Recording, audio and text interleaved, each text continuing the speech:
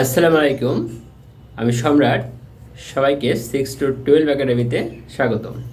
Viewers, আজকে আমাদের আলোচ্য বিষয় হলো নবম ও দশম শ্রেণীর জীববিজ্ঞান বইয়ের চতুর্থ অধ্যায় অর্থাৎ জীবনী শক্তি অধ্যায়টির সালোক সংশ্লেষণ নিয়ে আলোচনা।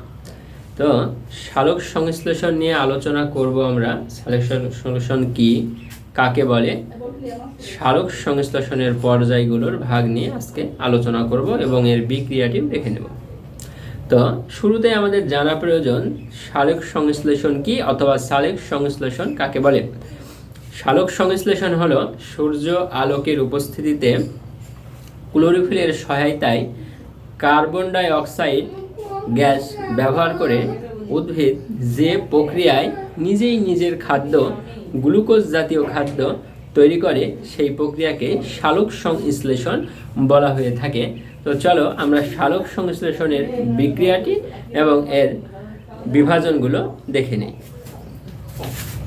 সালোক সংশ্লেষণের বিক্রিয়ায় 6 অণু কার্বন ডাই অক্সাইড 12 অণু পানির সাথে বিক্রিয়া করে, যেখানে আলো এবং ক্লোরোফিল দুইটা হলো প্রভাবক।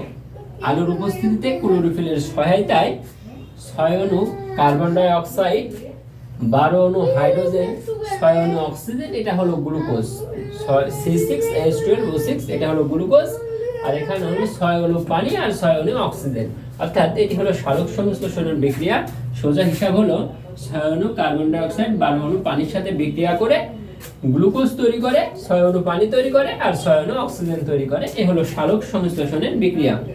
তো সালোক সংশ্লেষণ প্রক্রিয়া মূলত দুটি,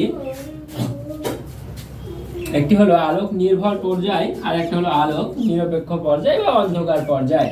শুরুতে আমরা আলোচনা করব আলোক নির্ভর পর্যায় অর্থাৎ লাইট ডিপেন্ড ফেজ। আমাদের এই আলোক নির্ভর পর্যায়ে আলোর প্রয়োজনীয়তা অপরিহার্য। আলো ছাড়া এই সালোক সংশ্লেষণের আলোক নির্ভর পর্যায়টি কখনোই সম্ভবত সংঘটিত হবে না। আলো অবশ্যই অপরিহার্য। এখানে এডিপি এর পূর্ণরূপ হলো অ্যাডোনাইড ডাইফসফেট, যেটা পিআই, এটি হলো ফসফেট। এই আলো এবং ক্লোরোফিলের সহায়তায় বিক্রিয়া করে এটিপি তৈরি করে। এটিপি হলো জৈব মুদ্রা অর্থাৎ জৈব মুদ্রার কয়েল, যেটি 38টি হয়ে থাকে। এই সম্বন্ধে পরে আলোচনা করব।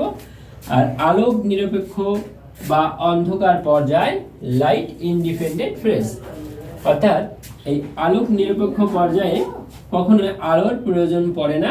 অন্ধকার থাকলে এই সালোক সংশ্লেষণের বিক্রিয়াটি হয়ে থাকে।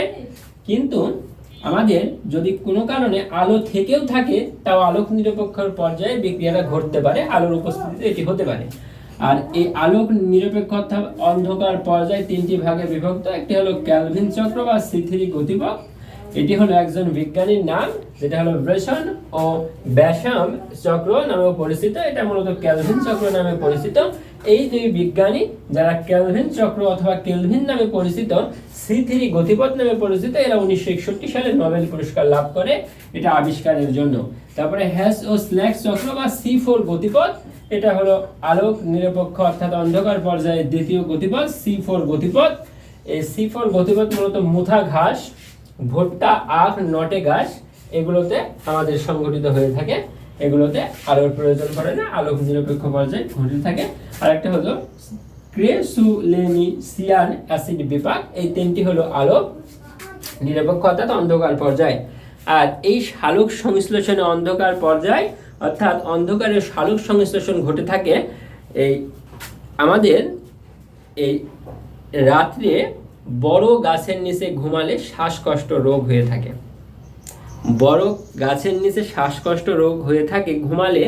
কারণ হচ্ছে যে বড় গাছের নিচে মানুষ রাতে যখন ঘুমায় তখন সূর্যের আলো থাকে না, সালোক সংশ্লেষণটা বন্ধ হয়ে থাকে আর শ্বসনটা চলতে থাকে।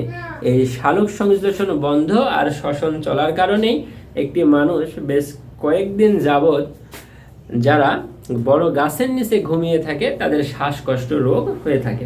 তাহলে আমাদের বড় গাছের নিচে রাত্রে ঘুমানো বন্ধ করতে হবে, তাহলে শ্বাসকষ্ট রোগ এই কারণে আর হবে না।